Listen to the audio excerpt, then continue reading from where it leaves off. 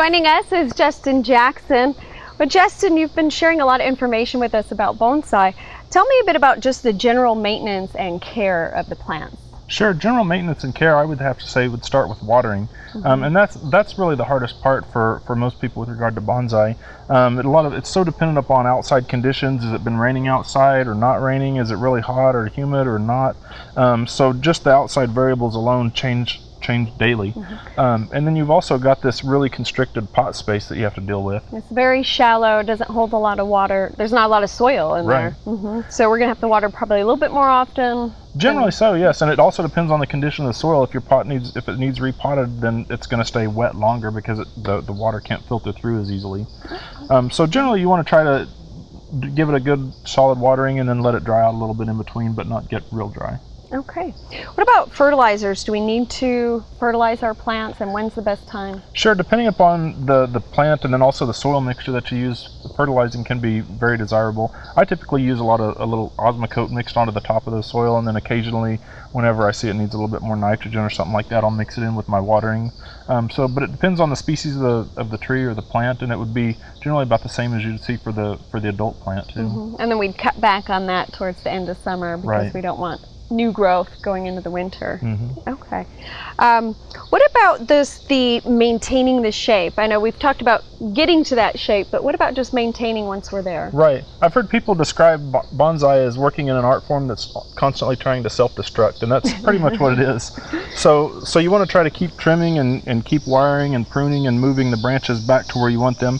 I've got a little bit of wire I put onto this branch so you can see what I'm talking about.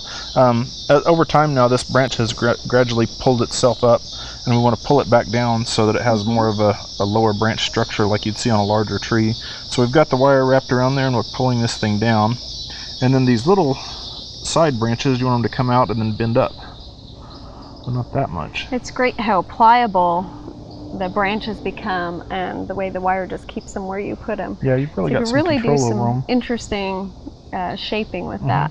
And one of the things you want to keep an eye on too is try to make it, especially on your lower limbs, to prune out any of the green or the leaves or foliage that you have on the underside of the branch so that it's rather flat looking and the foliage is all growing up. Okay.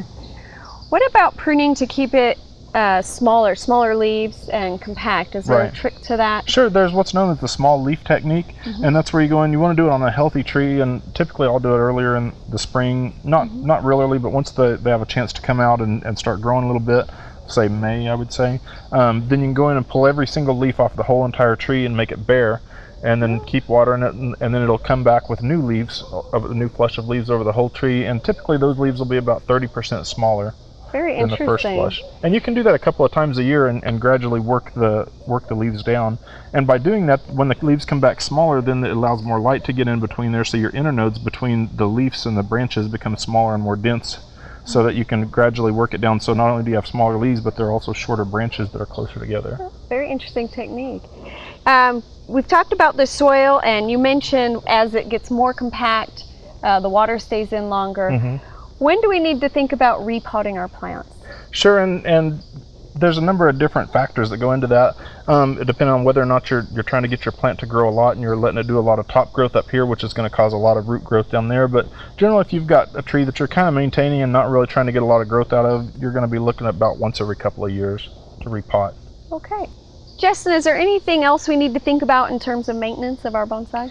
One thing you want to keep a constant eye on and constant vigilance over is to watch for pests and other diseases. Especially on a bonsai tree in general, a pest problem or a disease can spread very rapidly because of the small size. Okay, we would just want to look at recommendations for other plants of that species and follow those. Right, you do the exact same thing.